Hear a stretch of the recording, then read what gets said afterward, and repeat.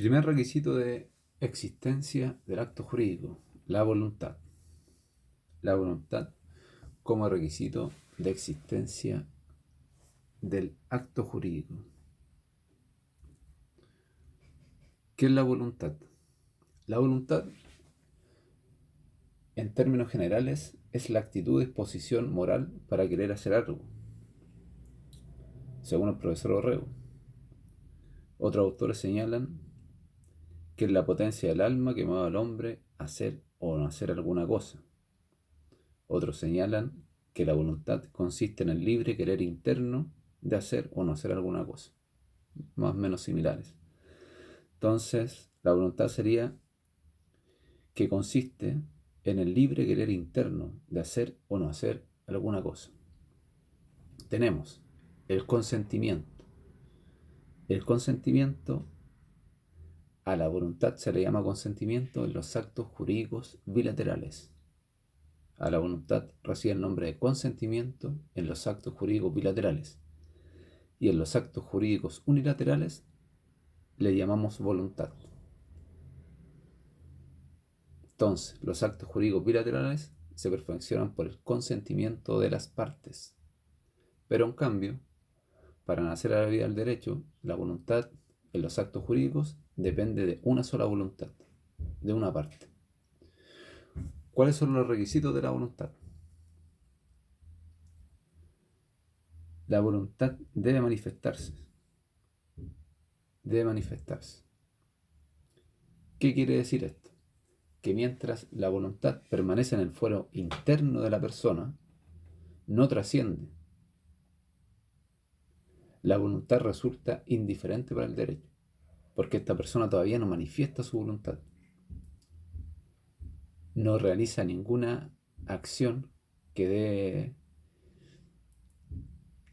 para el derecho resulte una consecuencia.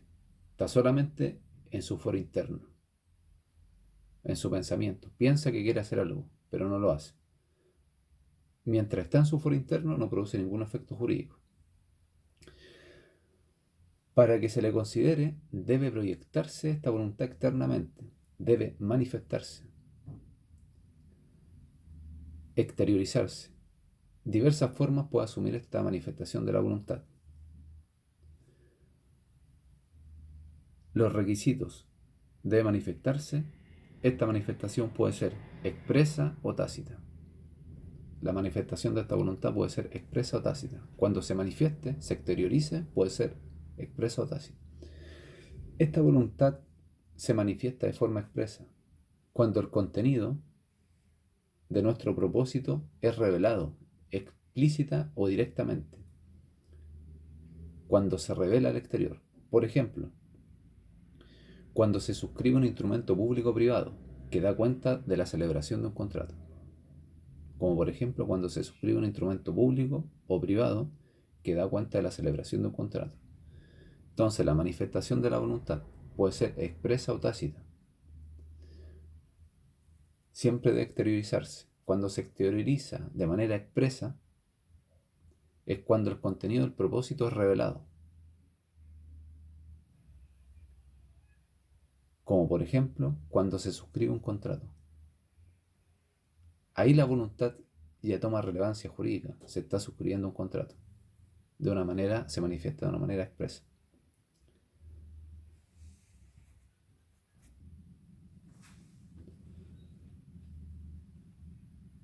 Ya. Ahora, como de los requisitos de la voluntad de manifestarse, puede ser en forma expresa o tácita, cuando debe manifestarse en forma tácita, cuando la voluntad se manifiesta de forma tácita. La voluntad es tácita cuando el contenido de nuestro propósito no es revelado directa o explícitamente, sino que se deduce de ciertas circunstancias concurrentes por la realización de ciertas conductas o hechos que denotan una intención de ejecutar o celebrar un acto jurídico. Entonces, la voluntad es tácita cuando el contenido de nuestro propósito no es revelado directamente, sino que se deduce de ciertas circunstancias concurrentes por realización de ciertas conductas o hechos que trasuntan una intención de ejecutar o celebrar un acto jurídico. En este caso, para que la voluntad sea tácita, se requieren 3 requisitos para que la voluntad sea tácita. Primero, el hecho que supone la manifestación de la voluntad debe ser concluyente. El hecho debe ser concluyente, como por ejemplo, aceptación de una herencia. Segundo requisito, el hecho debe ser inequívoco. ¿Qué quiere decir esto? Que no pueda ser interpretado de una manera diferente. El hecho de ser inequívoco es decir que no pueda ser interpretado de una manera diferente. Como por ejemplo, el artículo 2241 o el artículo 1956. En el contrato de arrendamiento de un inmueble cuando opera la tácita reconducción.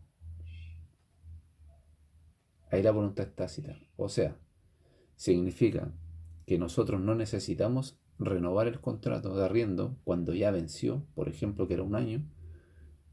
No necesitamos renovarlo, pero nuestra voluntad se expresa de una manera tácita al no querer dejarlo sin efecto y se renueva automáticamente por un año más. Esa es la voluntad tácita. Que el contenido no es revelado directamente, pero se deduce de ciertas circunstancias, como por ejemplo eso.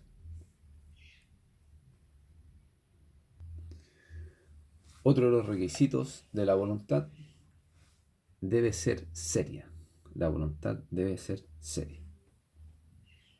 La voluntad es seria cuando se emite por una persona capaz y con el propósito de crear un vínculo jurídico, es decir, en el sentido de perseguir efectivamente un fin reconocido o tutelado por el derecho.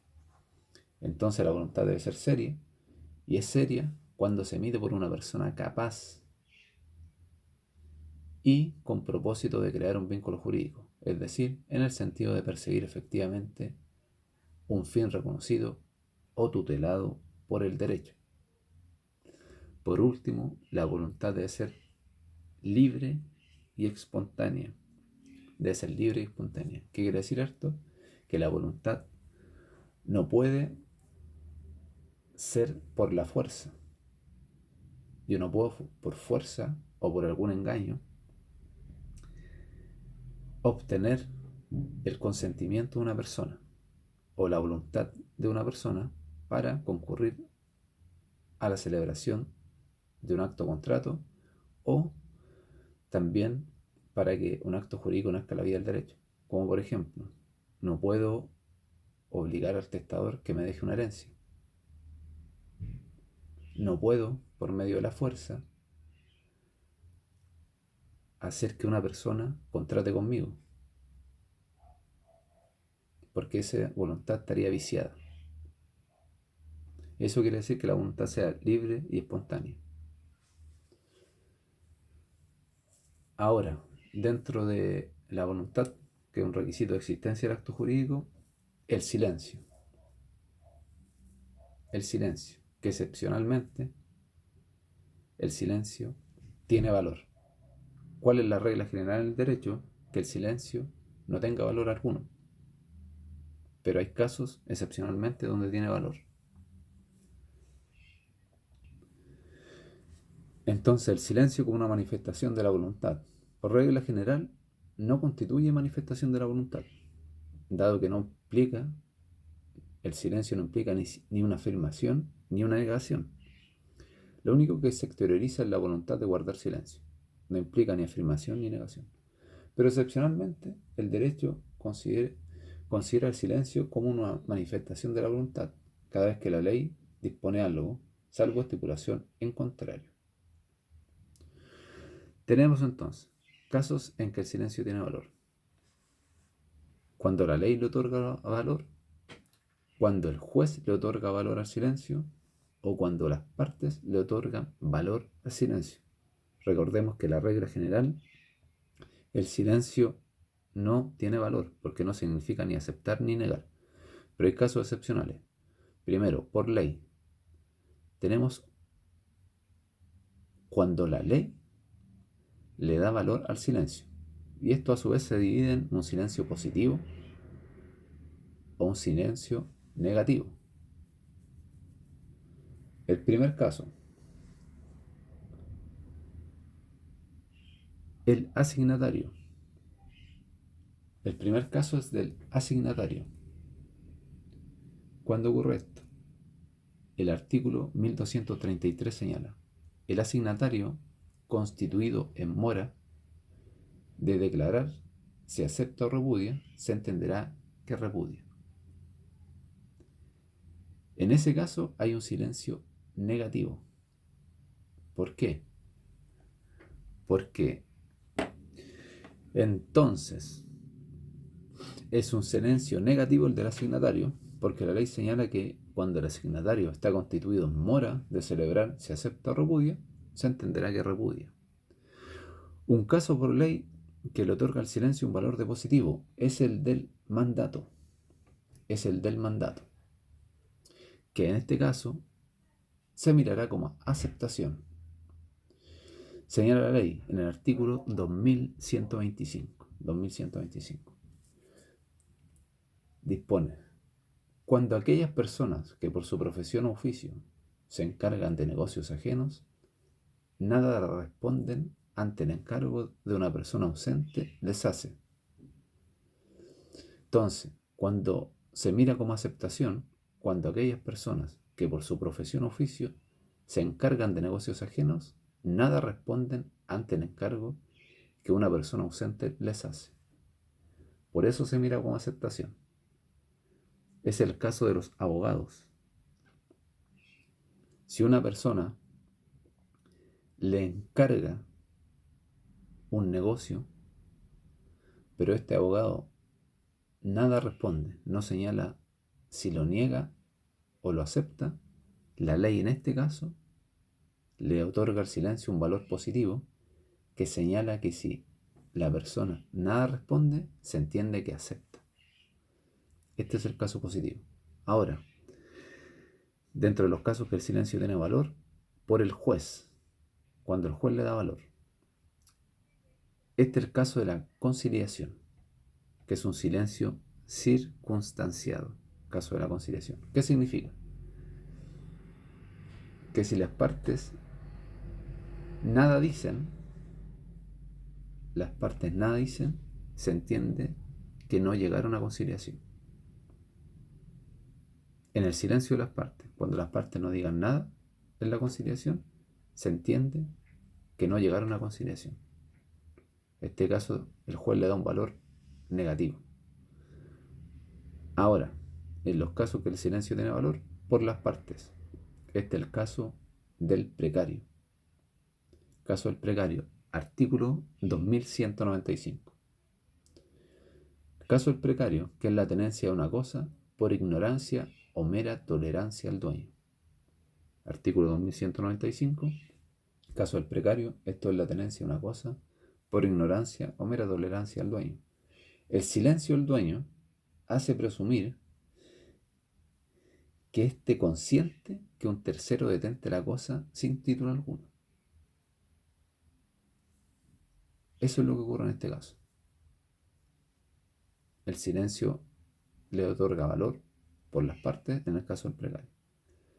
En el silencio del dueño se hace presumir que consiente que el tercero tenga la cosa. Ese sería el caso del silencio.